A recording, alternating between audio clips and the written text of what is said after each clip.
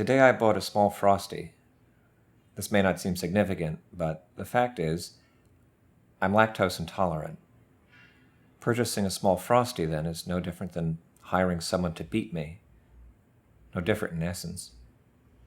The only difference, which may or may not be essential, is that during my torture, I am gazing upon your beautiful employees. I wonder what beauty really is.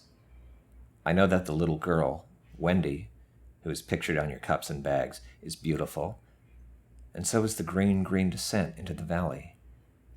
Within this descent, I can feel the overpowering order within which I am but a temporary eccentricity. This overpowering, anticipated but absent, is beauty. I'd like to spank Wendy's white ass and fuck her hard. Today there was no blood on my stool. The sun was shining as I sat with my burger and Coke and gazed out across the parking lot. Gazed.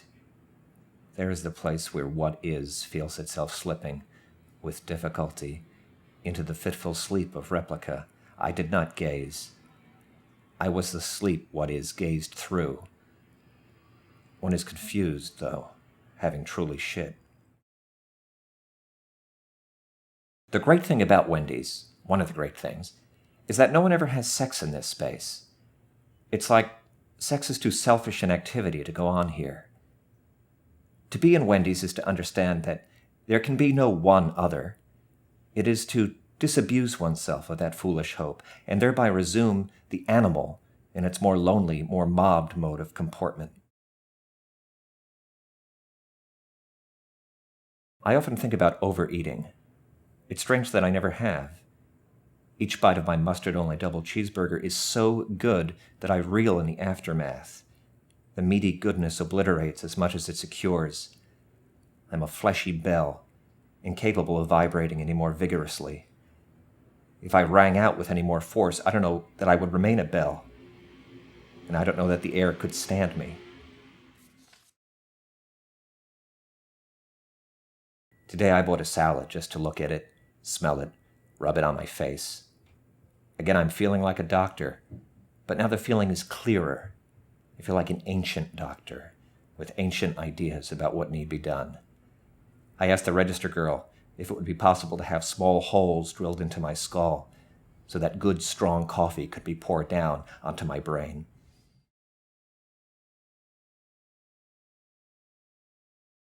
It feels good to be punched in the face, but only for an instant. This is what I was thinking as I sat in this afternoon's empty dining room. Then my mind wandered, and I imagined Wendy was in my car with me.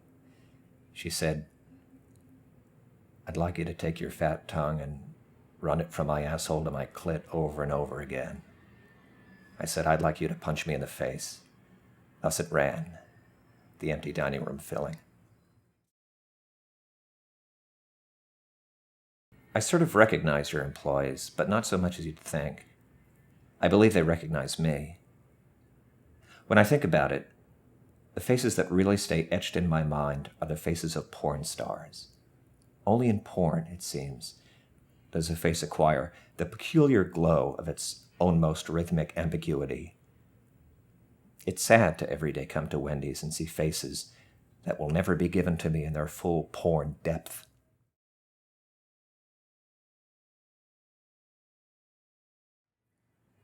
So much anal bleeding, I worry sometimes.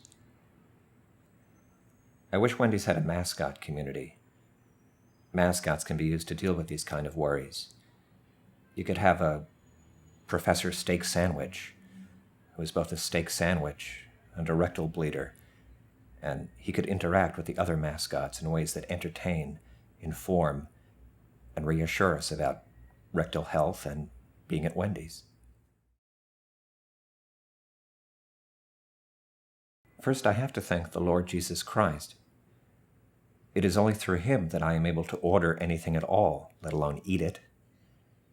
It is only through him, through his gift to me, that I am able to move my eyeballs from left to right, right to left, and to crane my neck the way I do. Imagine trying to live without being able to move your eyeballs or crane your neck. Imagine never being blessed with teeth, tongue, or tingle. There's the question of who I really am, the tiger or the trainer. Am I this caged pulse, this pacing strength and silence, or do I stand around it, calming it, endlessly talking, singing, making whatever noise I can to bring it closer to sleep? Clearly, I am the trainer. But there are moments when I put myself to sleep, and then only the tiger is. And there is nothing to be afraid of.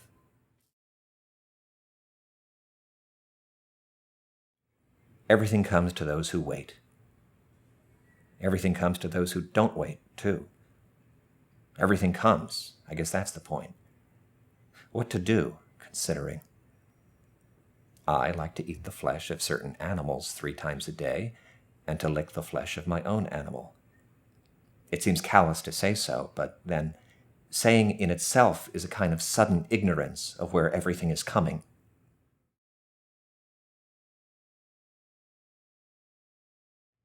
What about an item that tastes good, but also causes pain? You could call them painin cakes. Certain sharp pains, especially shooting pains in the chest or abdomen, are rare, and the experience is made faint by anxiety. That is, not knowing whether or not extinction is near. If one knew that the pains were not serious, one could enjoy them more and better learn one's lesson. The fact of your burgers. I grasp it in some sense. I suppose this is knowledge. Abstracted from the meal, it fades. Then again, it's too brilliant to be much discerned during the meal. Knowledge is strongest during digestion, the effortless, incomprehensible reincorporation of the fact. I have knowledge, then, never information. Information is evidence of an anorexic among us. The incumbent faces never win, and they campaign so hard. The first-time faces, the faces that win, don't campaign at all. It doesn't seem fair. All day, every day, all there is the campaign of the incumbent faces. It's so depressing, listening to them and knowing they won't win. Worst of all is the concession speech, wherein the first-time faces are suddenly, out of politeness, deemed worthy of office.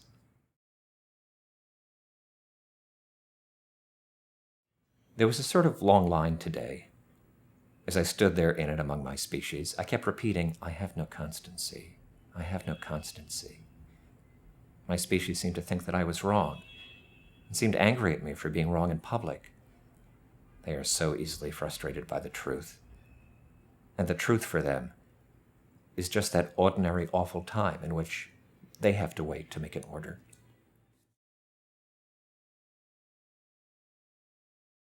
Today I was thinking that it might be nice to be able, in one's last days, to move into a Wendy's.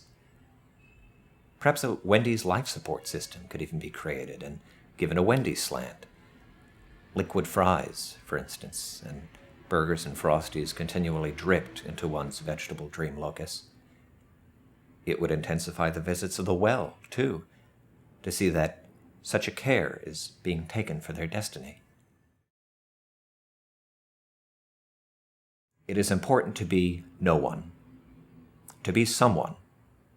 Isn't that like being one of those candles that shape like a lion or an altar boy?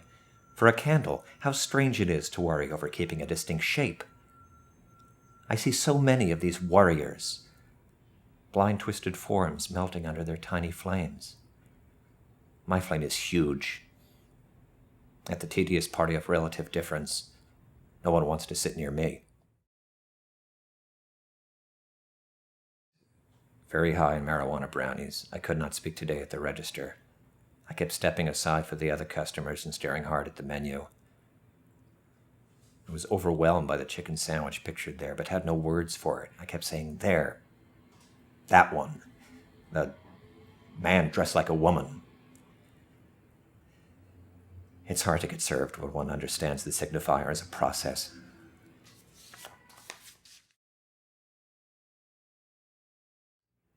Still high on those brownies, but coming down. I've eaten, in the past 24 hours, so very many burgers and chicken sandwiches. The sea of Coke is heavy today with meat. Its cold swells with the meaty goodness that objects to language. Some kids drift by, talking. One of them says, "That sucks to donkey dicks." And the other agrees. Imagine.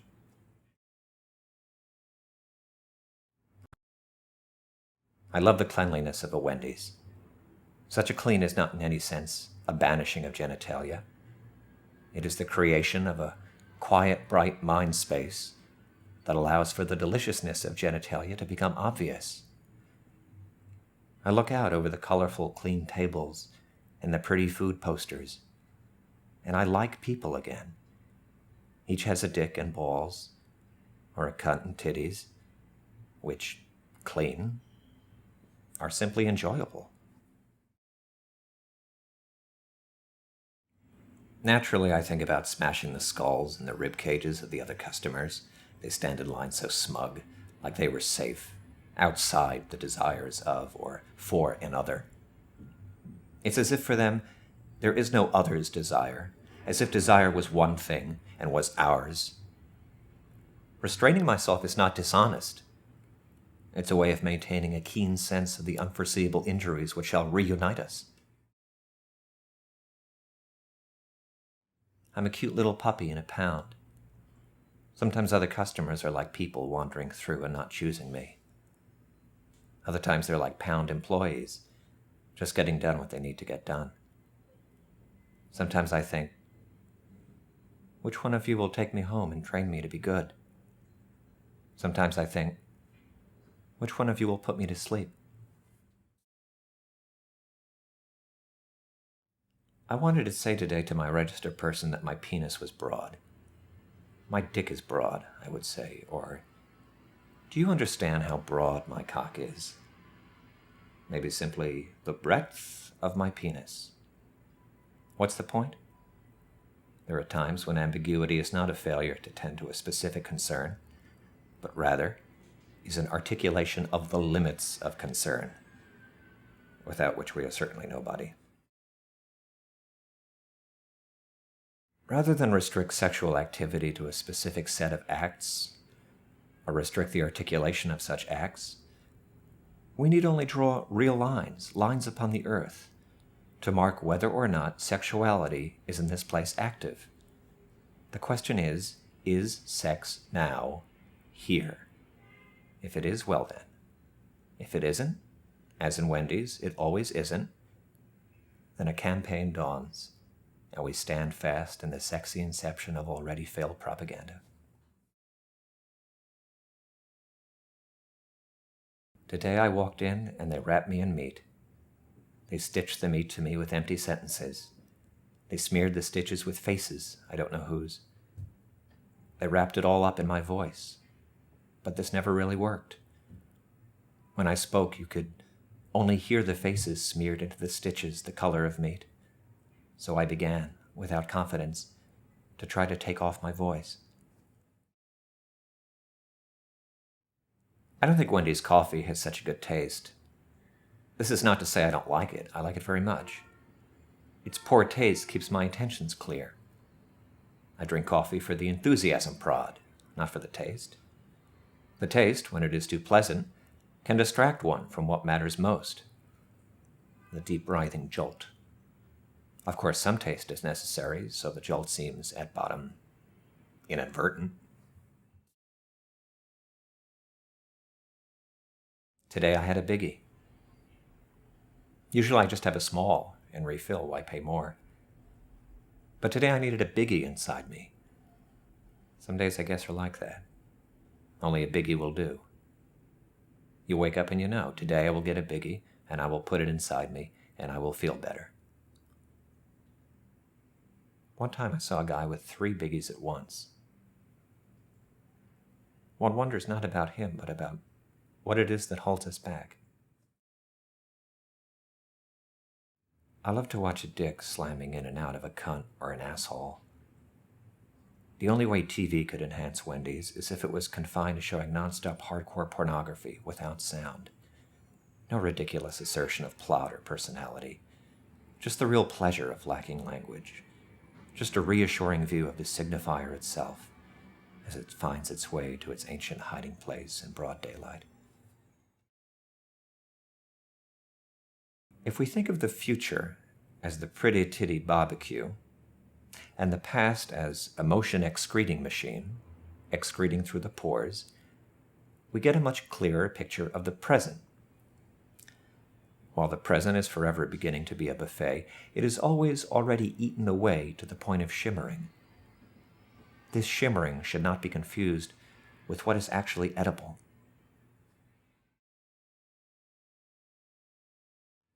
If I had two dwarves who followed me about and inquired endlessly into my philosophy, I'd want them to be named Munley and Lafage. I'd say to them, Munley, Lafage, I have no philosophy, or none that I'd want anyone else to know about. Why would I want anyone else to know my philosophy? I'm no emperor, and my life is not something which should ever be repeated. To take someone's buttocks in your hands, one cheek in each hand, is there any greater earthly event? And yet, I've never heard someone say so. To say so seems to threaten the very core of so-called humanity. That is to say, so undermines the abstraction, the bodiless image with which human identity proposes it is moving forward toward what?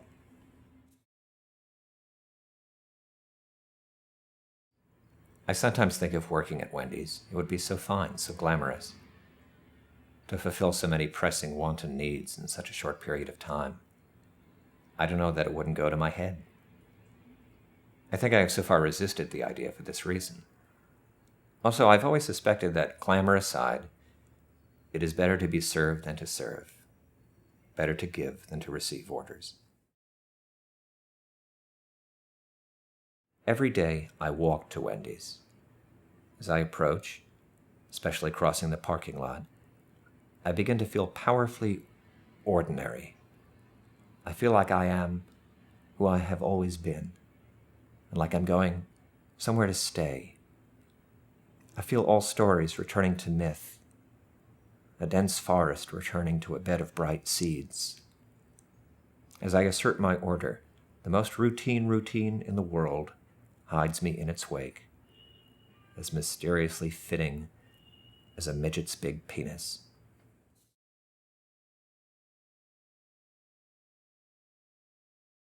Like a man who out of anger explodes into a sound he will never know the meaning of, that he will never even hear, but will only know in the awkward effects of its being heard, and who then finds himself suddenly in the absence of that sound, having resumed himself, as if he could not possibly have contained its violence, its inarticulate force, I come to stand on the other side of my order. As with most things, writing to you is something I do without any explicit justification. Are my visits insufficient? The ordering, the eating, and the drinking, are these not enough? I don't know. I think my visits are, if not sufficient, at least pleasing. And maybe writing is just an effort to loiter there, to allow that pleasure to resonate, and to imply the endlessly forgotten source.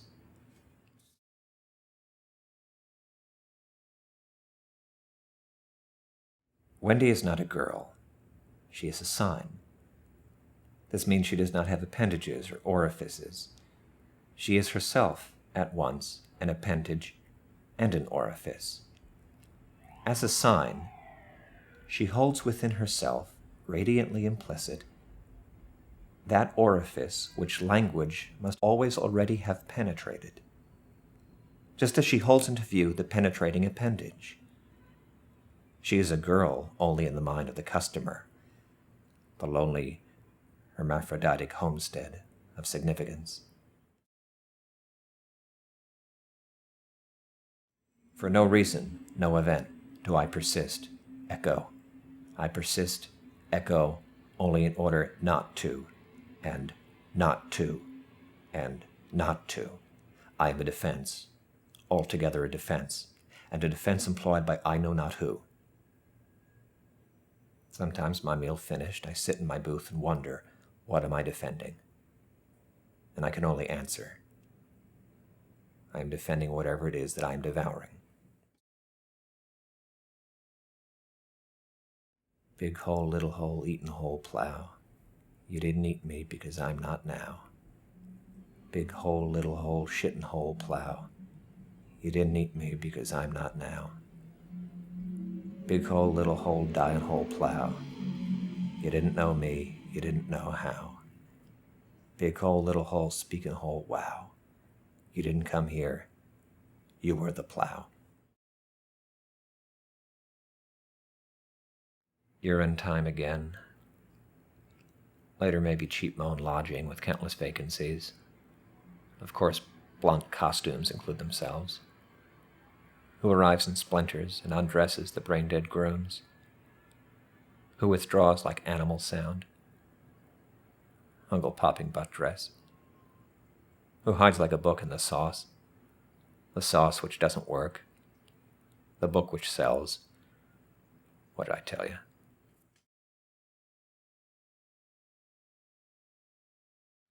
The thought cake stream is only visible at night. Big white cakes moving slow, one after the other, into oblivion. These cakes aren't to be eaten. They're just for show, as though the night needed their senseless procession to remain its own dark self. One night, you will wade out when the hunger becomes too much, and you will taste this cake, and you will know then, for certain, that it was only for show.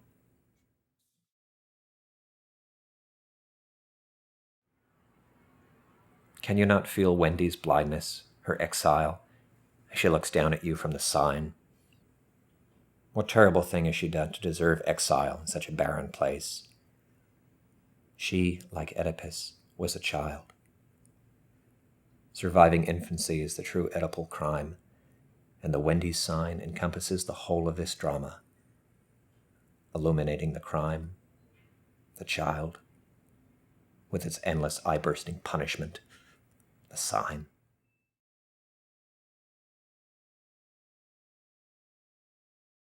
Today the restaurant was filled with warmth, the spirit of caring. The food was just right and the service was prompt.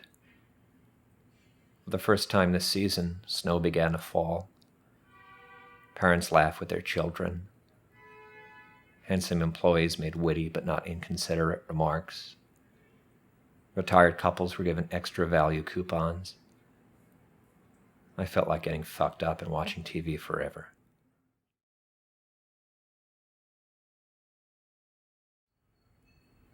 A beautiful woman with a biggie. Nothing else. Just a biggie. She sat alone. She seemed like she was waiting for someone. What lucky soul could make a beautiful woman with a biggie wait? Who has that kind of power? What person would a beautiful woman with a biggie find attractive? Only one answer made sense to me. Another beautiful woman with a biggie.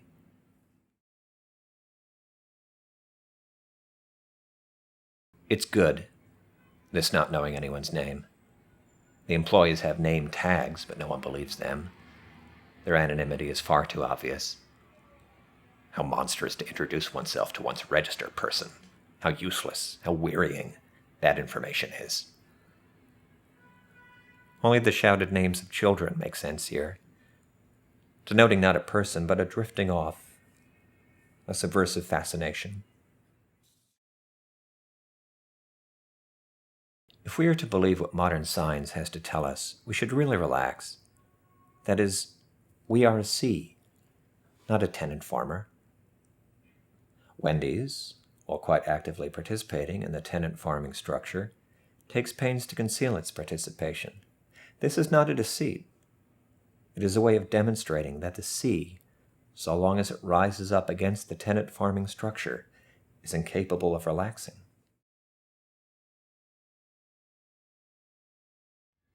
The Virgin Mother appeared to me today, She was holding 2 baked potatoes with sour cream and chives.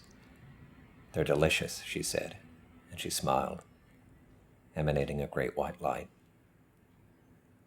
I took one from her. It was warm and inviting. I cut into it with my plastic fork and plastic knife, and I took a bite. It was, as usual, very dry. She held out the other potato to me. "You try it," I said. "It's dry as fuck."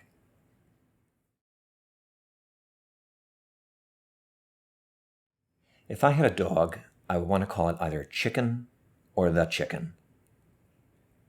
I would never call my dog a chicken, and I wouldn't spend time with anyone who would.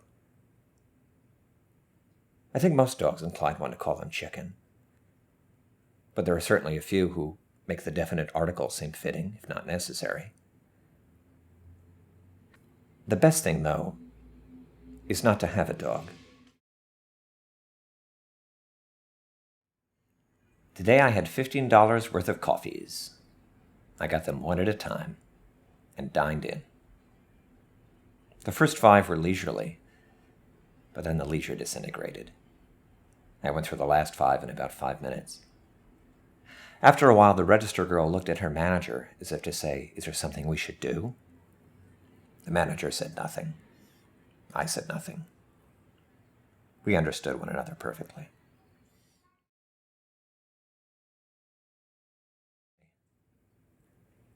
Let's say they could move all the stones into place. And they could move the stories over onto the writhing armies of light sleep. And let's say, too, that they could organize all the family albums so that we could see exactly who gestured to who and how the gestures were taken.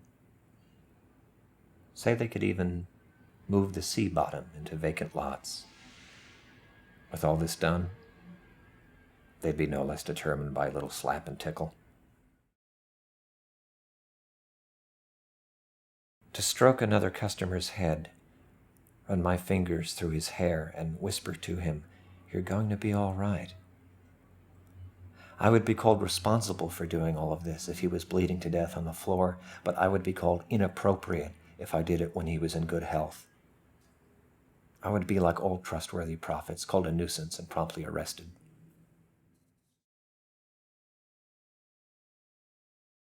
When I sit down on a cold toilet seat at home, I make a little sound to distract myself from the feeling of cold on my ass. At Wendy's, I cannot make this sound. Well, it isn't quite true. I still make the sound in my mind. Can it be called a sound, though, if it has no sound? How is it that a sound persists, intact, without its real self? This stubborn drifting away from the real is the dumb impulse of all speakers.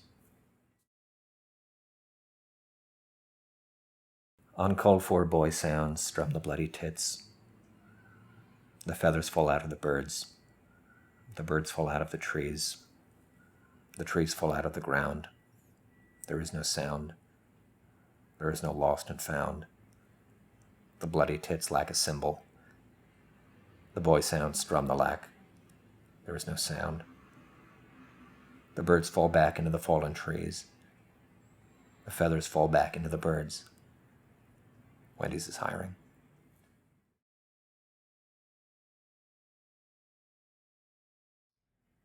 The factory pulls its sleepy lovers into a dirty area. Sleep aids are manufactured. Sleep almost comes to those who can afford it. The pornographer decides what to do.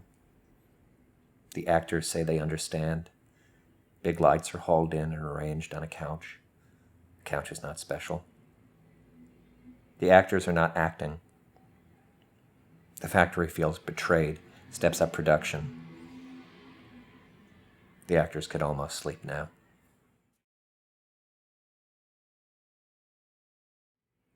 Insofar as one breathes, one stands inside the tedious pleasure of a guarded tumult. Such guards cannot but sicken, bore, and wander off. It is amazing how slowly the guards lose interest. Inexplicable regret does not grow easily. As the guards wander off, though, it is fully grown, and the tumult, without fail, is exposed to writing and, ultimately, even to being left alone.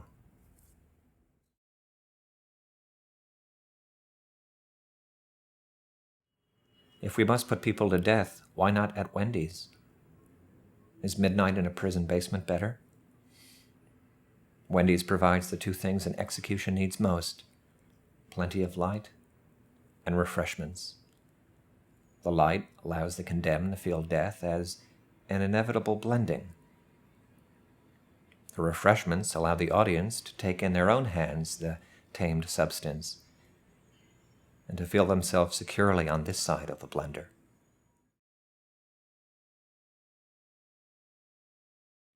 In a way, I collect pussies. I stream into the dull trace and sleep the pussies off. Then I start the collection over.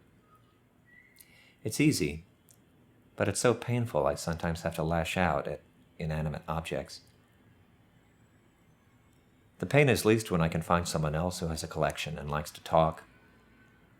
We discuss the pussies we've stolen and how we've slept them off. The confession is endless.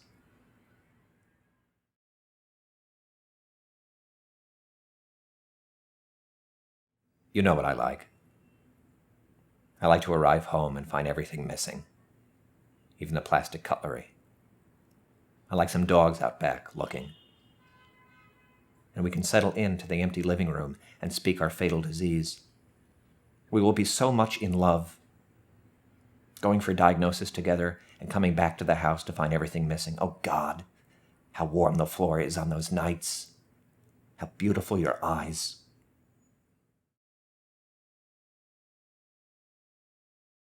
Why is it that, without the register, all Wendy's activity is halted?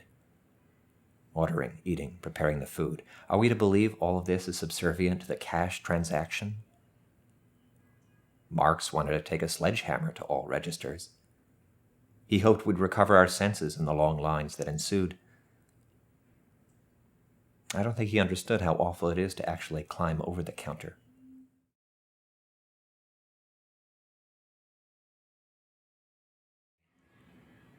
Today, a small child weeping. Perhaps weeping is the wrong word. His mother explained to me that this was not true grief. This was pretend grief. This was grief, she said, designed to get something. And I thought, have I anything but pretend grief? And I asked myself what I meant in these daily excretions of pretend grief to acquire. And I couldn't answer. And I felt true grief.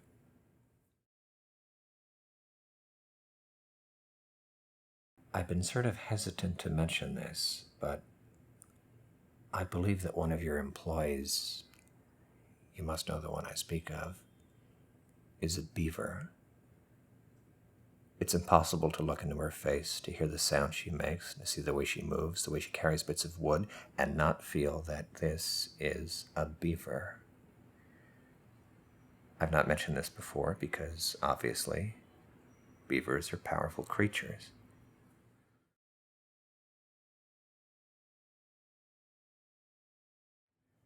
Come drain memory during morning service and dry hump the noisy shallows, busting in and drowned in the name of anyway drillers who know only this burial really, eating away the way it sounds in the pushed area, in the very front of the soldier talk, knowing really only busting in and feeding the approach of drowning in the name.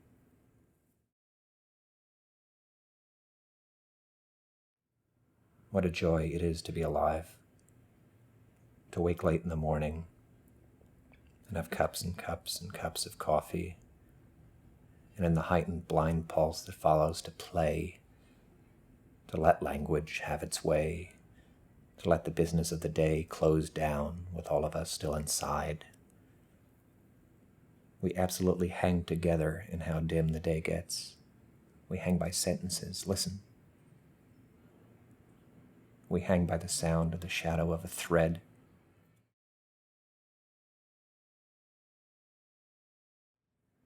I love a lady's bottom. The family objects. The family says this love will mean the end of them. What are they that this love could mean the end of them? A lady's bottom is as inevitable as it is lovable. Are we to conclude, then, that the universe is designed to threaten the family? Are we to believe that a lady's bottom is in truth a threat? In truth, the family is a threat, and love has cowered too long.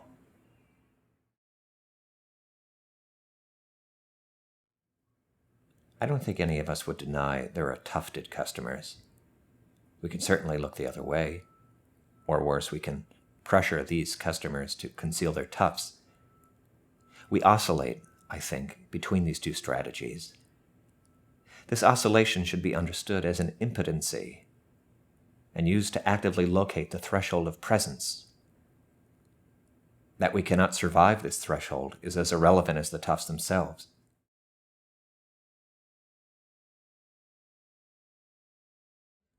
We're only getting dirtier and dirtier with every burger bite, every Coke, every single fry. We are devices that need to be clean in order to function, in order to continue eating, to continue speaking, but we are increasingly incapable of cleaning ourselves. Listen to the device's struggle, caked with filth, to take another bite, speak another sentence. Listen to your heart. We should not forget that we have arisen from a simple browsing hunger. Perhaps the next step, the focused browsing capability, farms leading to fast food restaurants, isn't indicative of any real change. It doesn't solve hunger, after all. I'm comforted to think of Wendy's as a miraculous heap of meals, and to come to it every day like a vulture to a battlefield it could not have seen coming.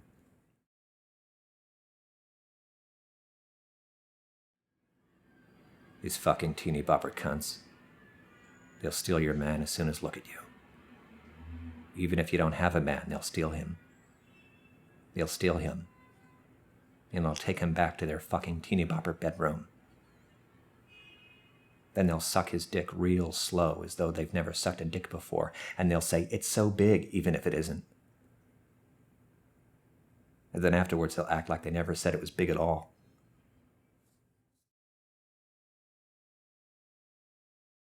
People often ask me what my opinion is. Well, I guess my opinion is that the baked potatoes are too dry. Oh, but it isn't only that. That isn't all I mean. Why must I be torn apart like this?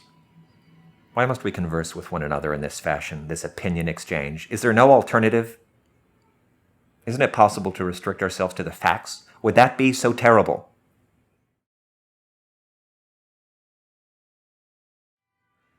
I always expect to see Wendy's covered with revolution banners. History is no longer possible, though, except as a history of advertisement.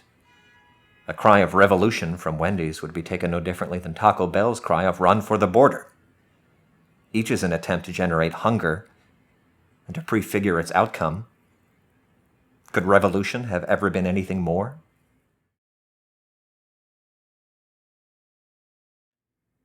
There's no stink of death.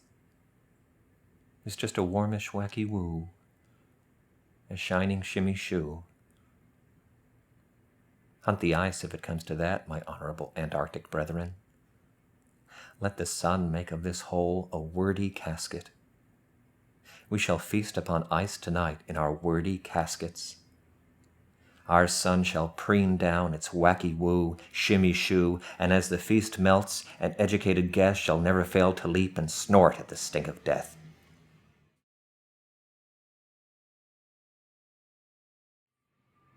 If I were royalty, I would want a biggie and 100 plain burgers.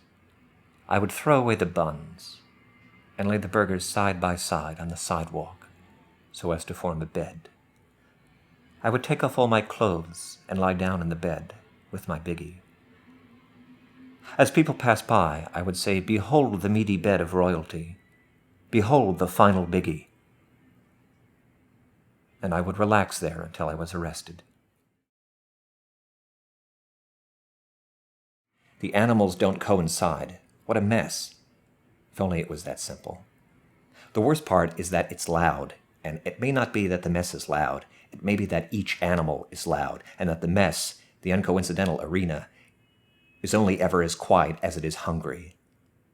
The theory all along on our part has been that it just needs a good cleaning and it will quiet down. That it's a nice place, the animals notwithstanding.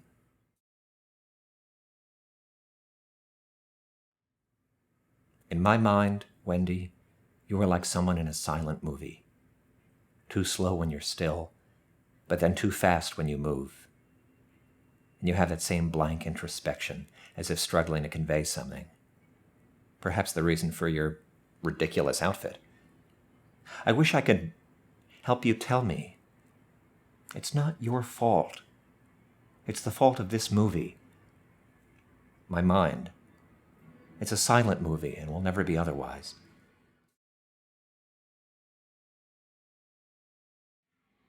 Wendy, will you not even poke me? Not even a slow poke? I wonder why you treat me so. Am I a wooden board? Am I to be thought of as a simple wooden board? Come on, just give me a slow poke. I'm not a wooden board, honey. Come on, just poke me like you used to. Just a slow poke.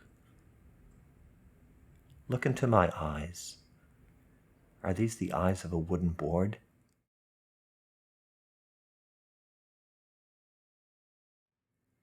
Like a filthy hound in a time of elegant drawbridges, I ache with hope.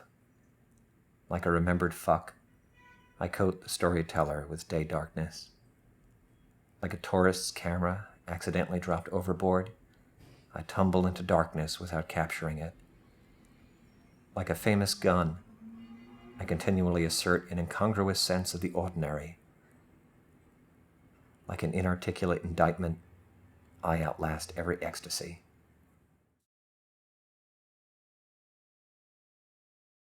One watches the other's order, and aesthetics develops.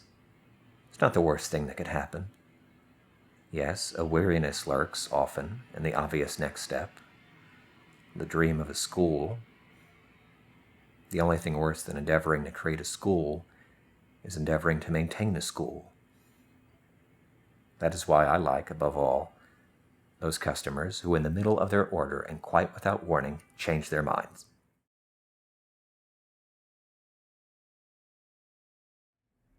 My desire causes an order, and then I wait as it gets carried over into the real.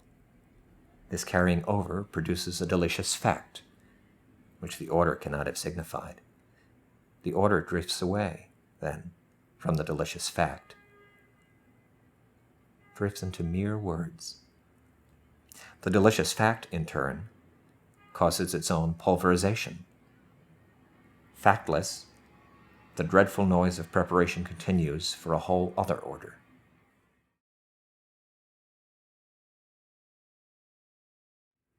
If I had the money, I would buy a slave, but only if I had enough to buy a master as well. Not a master for my slave, but a master for myself. I would be my slave's master. I would call my slave Bucket, and I would ask my master to call me Bucket too. The countryside would ring with calls of Bucket, and with the irresolute gentility of simultaneous whippings.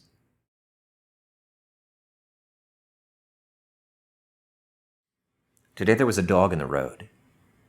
He just stood there looking at oncoming cars. I thought I might bark, but no.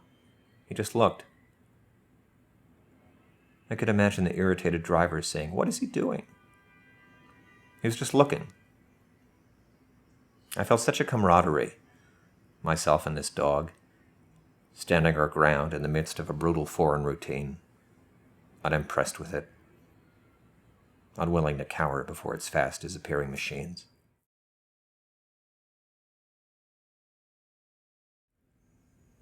Motherfuck everything but the weather. Let the weather come through and through and through. Your pores are not yours. Motherfuck everything but the weather, and the ones who let the weather come through and through and through. The ones whose pores are not deeded or stored. Those are your brothers and sisters.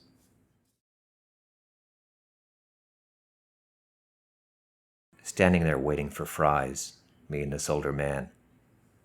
He said to me, "You'd think they had to grow the potatoes."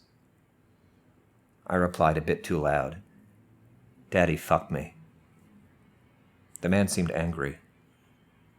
I don't think he understood what I meant.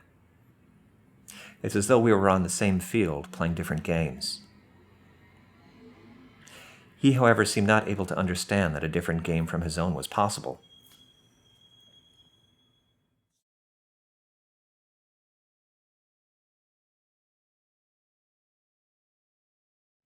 Nuzzle up to some down-home stanky.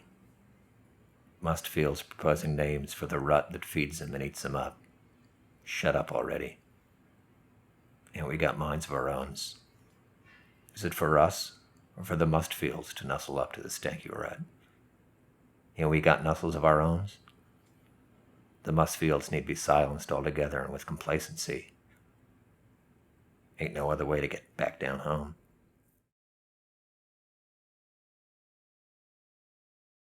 It's as if I'm being suffocated by large blocks of ice. The bottoms of my feet, my back, my face, my thighs, I press the ice.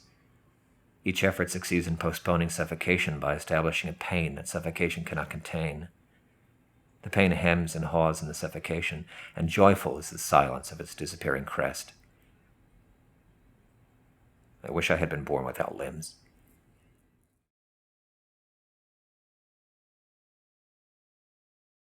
As I get older, it gets harder to keep myself from touching the other customers in line.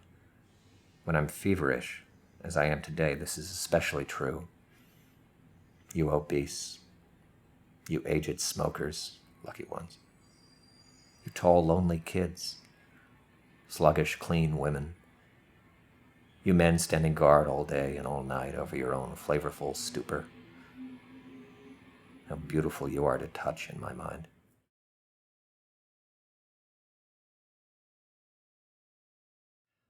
I was lured out slowly by a series of toys.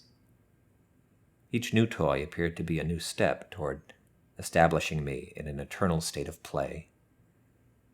The insufficiency of each discarded toy was always hidden by this coming play. A pile developed, though, and couldn't in time be hidden. After a while, I stopped getting new toys. I was interested only in the pile, the insufficiency. I sit with it even now. I'm learning not to play.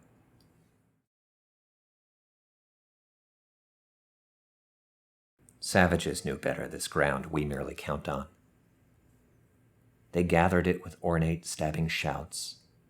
Without success, but then success was not yet a possible delusion. They were just glad to wake up and the chance to stab. How wrong we are to be sad. How cowardly our faith in the real estate business. We have forgotten. God always gives us a burden that we can't handle.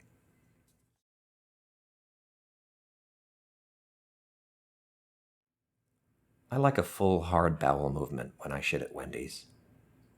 I don't really worry about privacy anymore. In fact, I sort of like the company of strangers. They make the decisive moment, at once the gripping and the release, more resonant. I like that someone is there to hear me whisper, "Oh yeah, baby, give it to me." The ambiguity of this exchange is refreshing in so many ways.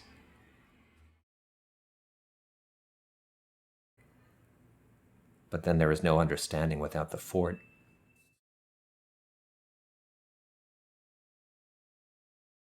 Dumbfounded before the slaughter, and so special.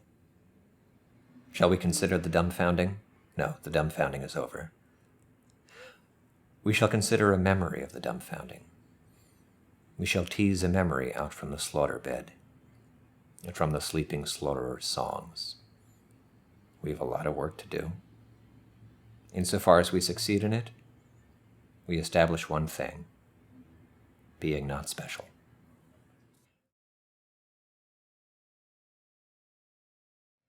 I press my forehead to the cool tabletop. A feeling of well-being, like a wedge driven into the glare of the devoured meal. Everything's hidden in plain view. My heart, my face, my bowels, all enlisted in the tedious delight of the wedge. This delight brings me to where it's too late. All that's left for me is well-being and death. It's never too late for well-being and death.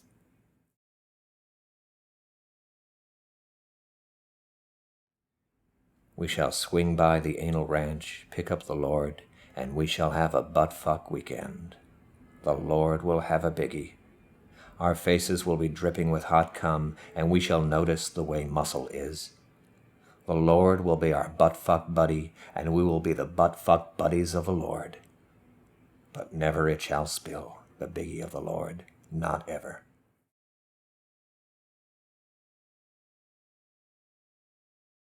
One is accused of sensationalism when one focuses on pain. Rightly so when one is using pain to recreate a pre-existing sensation. But in truth, pain has never been before, exactly, and its shadow has always concealed its coming fullness. To know this is to haul out the most fundamental question a speaking animal can attempt. The question is not, what is creating pain? The question is, what is pain creating?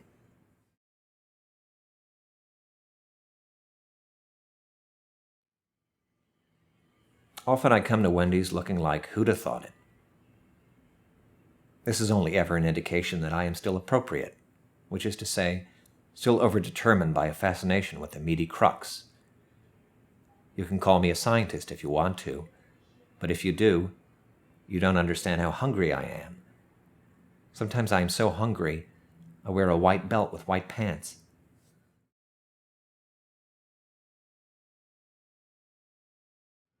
The line today was too long, and the register girl seemed bitter the whole time. Her obvious bitterness made my waiting in line feel spiteful. The spite was twofold. There was the initial spite, which was only a seeming, and then there was the spite I felt as a reaction to being implicated in this seeming. That is, the false emotion, and recognizing itself as false, seemed to create the possibility of its being true.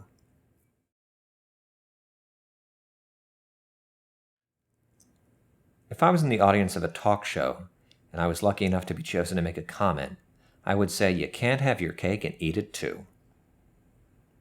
The rest of the audience would applaud, and the people on stage would have to face up to the harsh reality of their situation.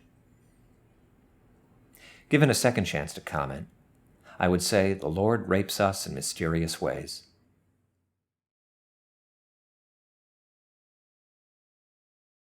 At Wendy's, when someone's pissing next to me, I look over at his penis and then look down at mine, and it always seems that, although a meaningful discussion between myself and this other is clearly out of the question, our penises would very much enjoy and greatly benefit from a discussion. And I'm always saddened by the strange surety of their silences.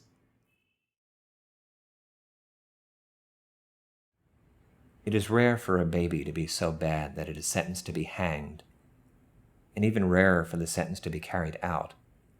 And yet, when a baby is hung, what a pleasant surprise it is for the passers-by. Even the passer-by whose arms and legs are bound is able to inch up close enough to the tiny, swaying, villainous nugget of softness and know, with his bare cheek, the threshold through which real evil sinks away. Evening arises, and I feel myself in the threshold of my face. My face is a threshold. I look out through it. Inside is dark, paled by the panting shock of mimesis.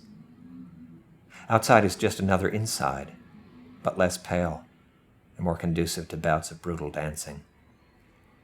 From my face, I stand and watch. The dancing intrigues me, but so does the pale dark. I don't know in which way my destiny lies.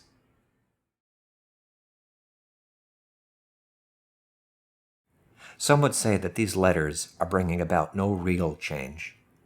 While it's true that no change will be directly apparent, how silly to conclude that they will lead to no change at all.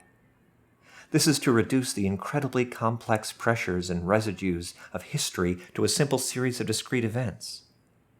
If history is the recollection of a martyr's face, it requires time.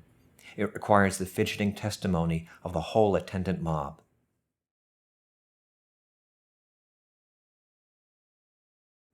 If we are to collect the gathering and to sort it in the naked probing fashion, we must be willing to see the resulting heap as the bitch of a completely exhausted naked prober.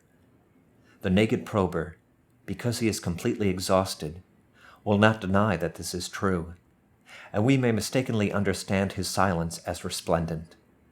But real resplendence is never silent and has no bitch.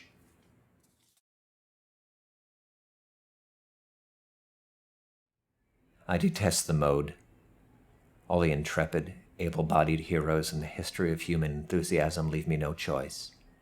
In the end, I will have to go and hide. I will hide out in the open, where no one thinks to look. I will have all my limbs with me. I will hide behind my limbs if I feel like someone is looking. I will sing louder, as if no one is really here.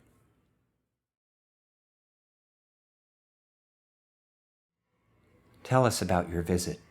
We care. Often I have been hesitant to send you my thoughts.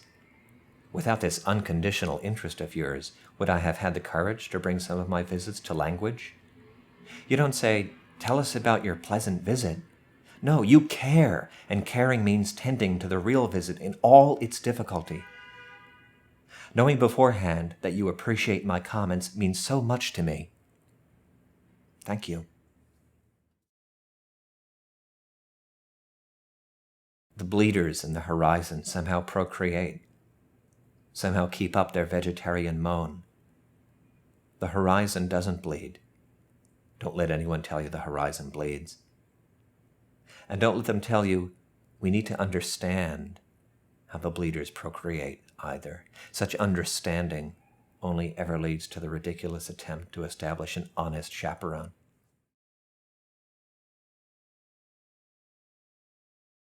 Thought, truly beheld, is just anal erotica. Thought is a giant dildo in the dark, working its way into the ass of its beloved, its complex pet. The pet cries out in delight and or anxiety. The cry varies until it is speech, until it is light thrown onto penetration. Speech brings thought, a giant dildo in our mind asshole, to light. It lets the dildo know we're still interested, or at least awake.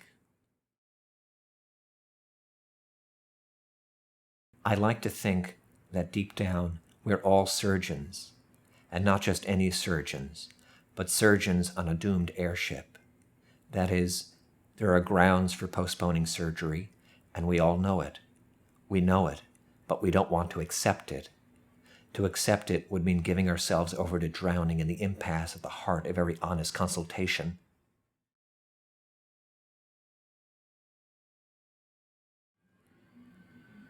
This is to respectfully ask that you watch me pee.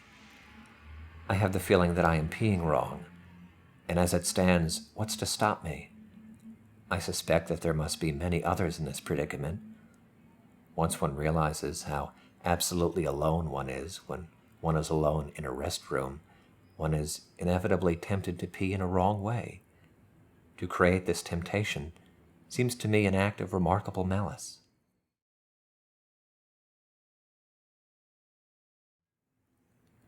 Allowing it to shine, I provide dark beds for the dying sound of waking. I will not work for the sleeping faces out to prolong its life. I will not even agree that it has a life. My intention is to make it comfortable, the dying sound of waking. This may mean telling it stories that aren't true. It may mean entertaining it with my own death. Clearly, if it is to shine, sacrifices must be made.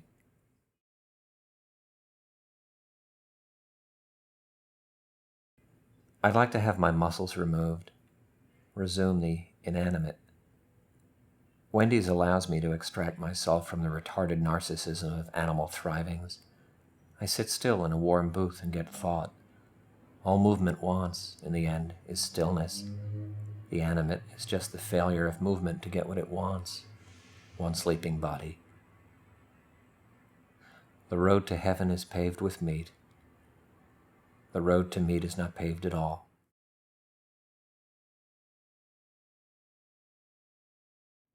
I can remember when I had no hair on my legs. I can remember lying in the bathtub in a sort of trance, deeply aware of the fact that my legs would grow, would not remain what they so clearly were at that moment.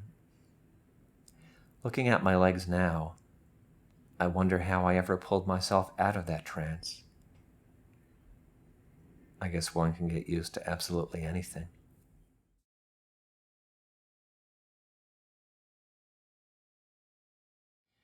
Parts of cities, brain, smeared into the gums. Let's reminisce. Daddy with his tingling shoot. Mommy fidgeting toward compliance. The talk of speaking of names that surrounded them then, and then, and then,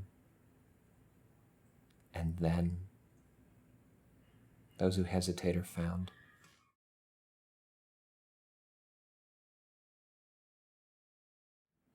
Penises still sprouting in all the familiar places. Where do we go from here? Do we allow the sperm banks to employ us in their deepening bureaucracy? Or do we commit ourselves to simply coming upon where we are? If we are the former, we are that which resists the sterile raping flow. If we are the latter, we are its priests, or its pin-up girls, or both.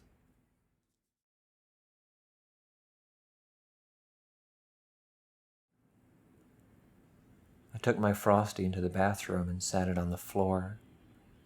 I pulled my pants down and got down on all fours and buried the tip of my cock in the cold brown swirl. Then I forced my cock and balls all the way into the cup, Frosty spilling onto the floor. Then I thought real sexy thoughts. My erection slowly forced more Frosty onto the floor. This is the real test of a drink's thickness.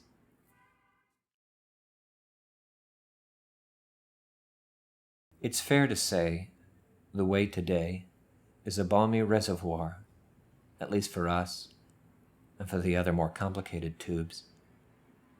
The noise seems less. I don't know if this is an indication of efficiency or malfunction. Oh, but then malfunction always lets slip that efficiency was just the dream bravery of a slave without a master. Man, there's no plan, let alone plantation.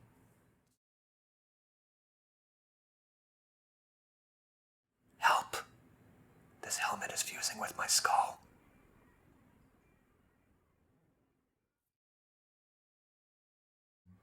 I plummet. I actually plummet. I had feared it, the prospect of it, plummeting. But with drugs it isn't bad. It's almost nice to plummet, to know one is plummeting, and at the same time, to have a good feeling deep down. I guess someone could accuse me of playing the martyr. That's not accurate, though. If there's a martyr in this, he's the show, and I'm the audience.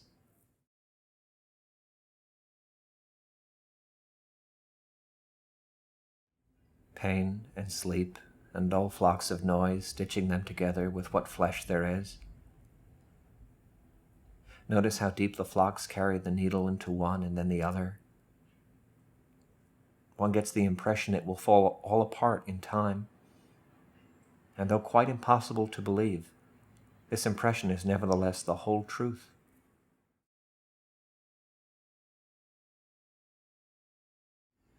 So life is a dream from which we never wake. Perhaps we gain a sense of the bodies that endlessly precede it, but we cannot leap into them, because that sense is so brief. It's a kind of seizure, and in it, we are given to understand that we don't have the bodies. the bodies have us. We are also given to understand that the bodies never really intended to have us and don't intend to keep us.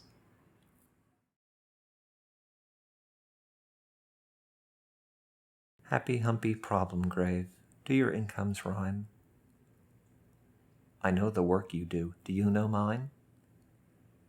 Happy humping dying day, have you burst your eye? I reduce the knowing store, I damage what you buy.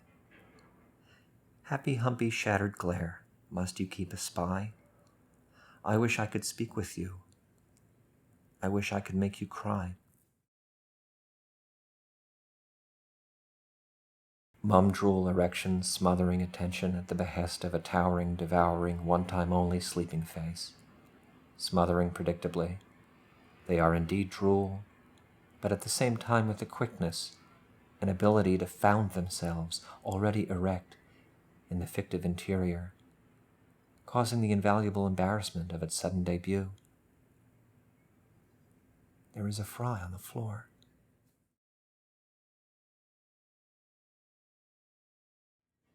My previous statements were made in haste. I was hungry and confused, and I longed for purpose. I wanted to seem like I was in the process of focusing in on something important. I wanted to feel purpose rising like an ancient city from the excavator's pick and shovel. I wanted this so much that I rushed. I swung my pick wildly, and I brought a great delicate city to the dust it had always verged on. The menu's progress is glacial. Its merciless churning is no business of mine, no business of anyone. It is its own, only its own. It keeps its destination to itself. Or perhaps it does not know. Perhaps it just plods aimlessly into space. Perhaps it isn't progress at all, but an obsessive circling staggering over the same ground. No wonder somebody every now and then pees in the sink.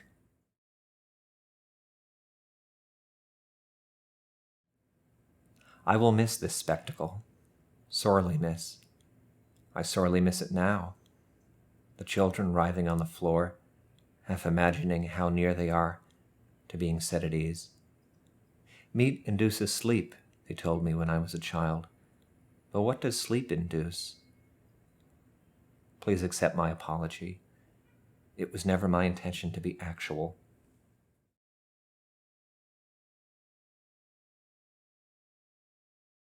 I was just minding the sweet, strong bottoms of the new customers.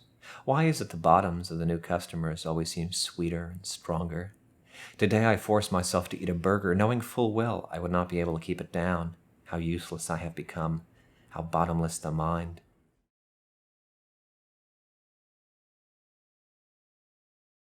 Sickness I'm used to. I never write about it, the way I never write about my own face. But sickness is never only sickness. It grows, it improves itself, so that at certain points it seems a whole new thing. I am at such a point now. I've been sick in the past, steadily and truly, and yet I am sick now in a way that makes me want to say that I was never sick at all, until here, until now.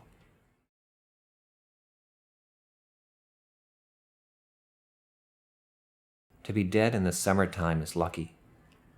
Summertime is the best incinerator there is. I am easing in. My palpitation exposed, thready and pushed. The opposite of the blue sky, which impresses me, as unpushed as it is. A foreigner, the blue sky, in this land of panics, this land of incinerators. I would introduce myself, had I a name.